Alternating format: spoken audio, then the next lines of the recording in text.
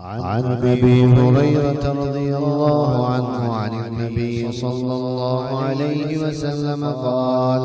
لا تختصوا ليلة الجمعة بقيام من بين الليالي ولا تخصوا يوم الجمعة بصيام من بين الأيام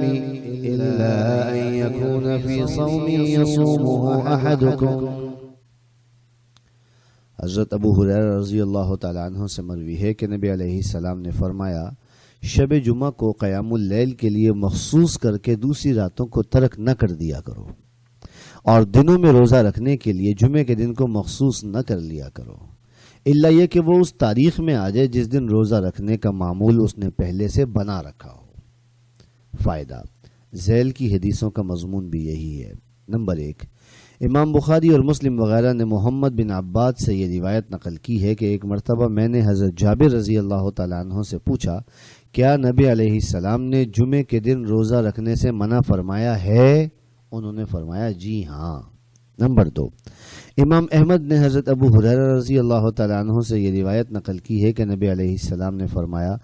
جمعے کا دن عید کا دن ہے، لہٰذا اپنی عید کے دن کو اپنے روزے کا دن نہ بناؤ، الا یہ کہ تم اس سے پہلے یا بعد والے دن بھی روزہ رکھ لو۔ نمبر 3، امام احمد اور بخاری وغیرہ نے حضرت جویریہ رضی اللہ تعالی عنہا سے یہ روایت نقل کی ہے کہ ایک مرتبہ نبی علیہ السلام جمعے کے دن ان کے یہاں تشریف لائے تو وہ روزے سے تھیں۔ نبی علیہ السلام نے ان سے پوچھا، کیا تم نے کل روزہ رکھا تھا؟ انہوں نے عرض کیا نہیں۔ نبی علیہ السلام نے پوچھا، کیا تم کل روزہ رکھو گی؟ انہوں نے عرض کیا نہیں۔ نبی علیہ السلام نے فرمایا، پھر تم اپنا روزہ ختم کر دو۔ نمبر 4، امام ابن ابی شیبہ نے حضرت علی رضی اللہ تعالیٰ عنہ سے یہ روایت نقل کی ہے کہ تم میں سے جو شخص کسی مہینے میں نفلی روزہ رکھنا چاہتا ہو، اسے چاہیے کہ جمعرات کے دن روزہ رکھ لیا کرے اور جمعے کے دن روزہ نہ رکھا کرے، کیونکہ وہ کھانے پینے اور اللہ کا ذکر کرنے کا دن ہے۔ نمبر 5، امام احمد اور ترمذی وغیرہ نے حضرت عبداللہ ابن مسعود رضی اللہ تعالیٰ عنہ سے یہ روایت نقل کی ہے کہ نبی علیہ السلام جمعے کے دن روزے کا ناغہ بہت کم کیا کرتے تھے۔ نمبر 6، امام ابن ابی شیبہ نے حضرت عبداللہ ابن عباس رضی اللہ تعالیٰ عنہ سے یہ روایت نقل کی ہے کہ میں نے نبی علیہ السلام کو جمعے کے دن روزے کا ناغہ کرتے ہوئے کبھی نہیں دیکھا۔ نمبر 7، امام ابن عبد البر نے حضرت ابو ہریرہ رضی اللہ تعالیٰ عنہ سے یہ روایت نقل کی ہے کہ جو شخص جمعے کے دن روزہ رکھے اس کے لیے آخرت کے 10 دنوں کے برابر اجر و ثواب لکھا جائے گا، ان میں سے ایک دن بھی دنیا کے ایام کے مشابہ نہ ہوگا۔ نمبر 8، امام احمد اور ابو داود وغیرہ نے حضرت سما رضی اللہ تعالیٰ عنہ سے یہ روایت نقل کی ہے کہ نبی علیہ السلام نے فرمایا، ہفتے کے دن روزہ نہ رکھا کرو الا یہ کہ وہ فرض روزوں میں آ جائے۔ اگر تم میں سے کسی شخص کو انگور کی ٹہنی یا درخت کی چھال کے علاوہ کچھ نہ ملے تو اسے چاہیے کہ وہی چبا لے۔ نمبر 9، امام نسائی اور بہقی وغیرہ نے قریب سے یہ روایت نقل کی ہے کہ ایک مرتبہ نبی علیہ السلام کے کچھ صحابہ نے انہیں حضرت ام سلمہ رضی اللہ تعالی عنہا کے پاس یہ سوال پوچھنے کے لیے بھیجا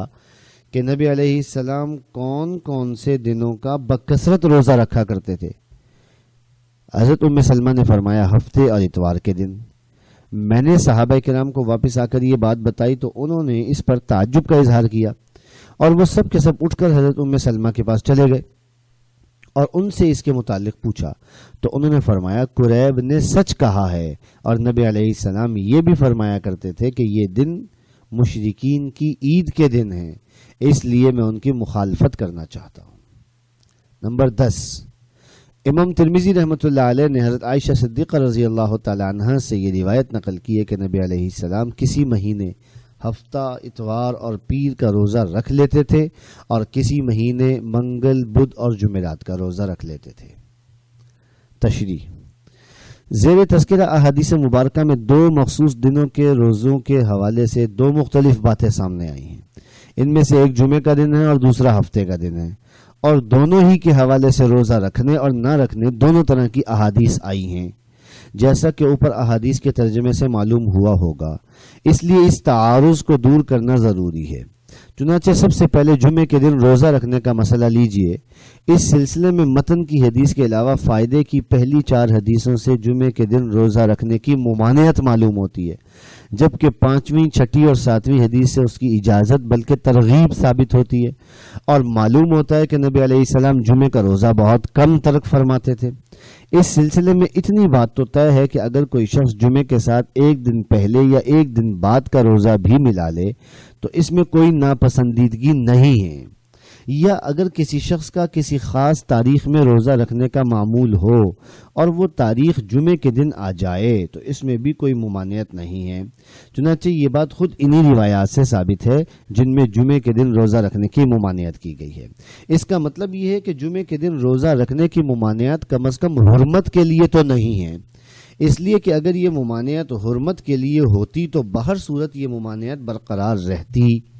نیز یہیں سے یہ بات بھی ثابت ہو گئی کہ صرف جمعے کے دن کا اکیلا روزہ رکھنا پسند نہیں کیا گیا، کیونکہ عام طور پر لوگوں کے ذہنوں میں جمعے کے تقدس کے حوالے سے یہ بات راسخ ہوتی ہے کہ جمعے کے دن روزہ رکھنے کا کوئی خاص ثواب ہے، جس کی بنا پر عام دنوں میں روزہ رکھنے کی اہمیت کم ہو جاتی ہے۔ اور جہاں تک تعلق ہے فائدے کی 5ویں سے 7ویں حدیث کا، تو اس میں فرمایا گیا ہے کہ نبی علیہ السلام اکثر جمعے کا روزہ رکھا کرتے تھے، لیکن ان میں اس بات کی نفی نہیں کی گئی ہے کہ نبی علیہ السلام اس کے ساتھ آگے پیچھے کسی دن کا روزہ نہیں رکھتے تھے، بلکہ اگر گزشتہ عنوان کو ساتھ ملا لیا جائے تو بات یوں بن جائے گی کہ نبی علیہ السلام پیر اور جمعرات کا روزہ رکھتے تھے، اور زیر تذکرہ احادیث سے جمعے کا روزہ ثابت ہوا تو معلوم ہوا کہ نبی علیہ السلام تنہا جمعے کا روزہ نہیں رکھتے تھے بلکہ اس کے ساتھ جمعرات کا روزہ ملا لیتے تھے۔